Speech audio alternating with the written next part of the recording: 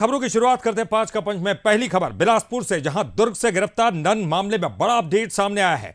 NIA court में मामले की सुनवाई पूरी हो चुकी है। दोनों पक्षों की दलील सुनने के बाद फैसला सुरक्षित रख लिया गया है। तो बिलासपुर एनआईए कोर्ट में मामले की सुनवाई हुई। नन की बेल एप्लीकेशन पर सुनवाई पूरी हो गई है। नन पर धर्मांतरण और मानव तस्करी का आरोप है।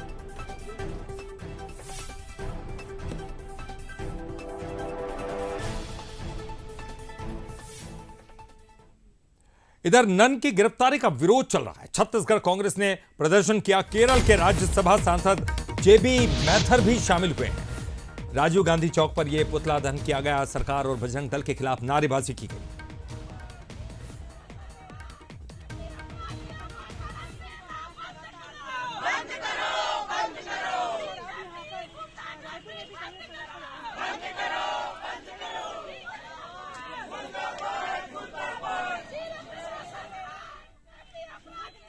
छत्तीसगढ़ में धर्मांतरण को लेकर बहस एक बार फिर तेज हो गई है। सरकार के ताजा आंकड़े इस बात की गवाही दे रहे हैं कि पहले के मुताबिक मामले लगातार बढ़ते जा रहे हैं। सरकार के ताजा आंकड़ों के मुताबिक साल 2024-25 में कुल 43 शिकायतें मिली, जो पिछले सालों की तुलना में सबसे ज्यादा है। बाकी के कुछ मामलों को जांच के बाद या तो फिर खत्म कर दिया जाएगा या फिर यह पाया गया कि शिकायतें सही नहीं थी।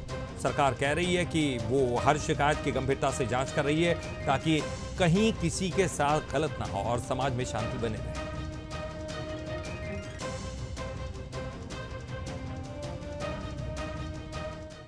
चलिए अब आपको धर्मांतरण के कुछ आंकड़े ग्राफिक्स के जरिए दिखाते हैं। 2021-22 की बात करें तो 31 शिकायतें धर्मांतरण की मिली थी। फिर 2022-23 में 11 शिकायतें मिली थी। उसके बाद 2023 और 24 में 16 शिकायतें धर्मांतरण की सामने आई। 2024-25 में 43 शिकायतें मिली। ये धर्मांतरण के आंकड़े जो अलग अलग साल के हिसाब से हमने आपको दिखाए। इधर छत्तीसगढ़ प्रदेश में बिलासपुर जो है वो धर्मांतरण का हॉटस्पॉट बनते जा रहा है। धर्मांतरण के बढ़ते मामलों के बाद प्रदेश के डिप्टी सीएम अरुण साव का भी एक बयान सामने आया है। साहब ने कहा कि धर्मांतरण पर रोक लगाने के लिए राज्य सरकार प्रतिबद्ध है और इसके लिए जल्द ही प्रदेश में कठोर नियम भी बनाए जाएंगे।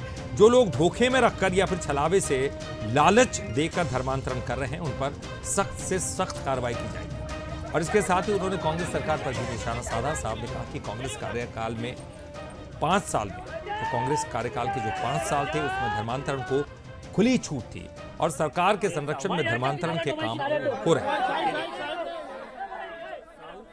5 साल में धर्मांतरण को खुली छूट थी, इसलिए कोई मामला निकल कर नहीं आ रहा था।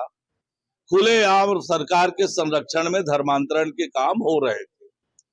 अब जब कार्यवाहियां हो रही है तो लगातार मामले निकल कर आ रहे हैं, अपराधी पकड़े जा रहे हैं, कार्यवाहियां हो रही है और छत्तीसगढ़ में धर्मांतरण, अवैध धर्मांतरण किसी भी कीमत पर बर्दाश्त नहीं होगी। कानून सम्मत कार्यवाही निश्चित रूप से होगी।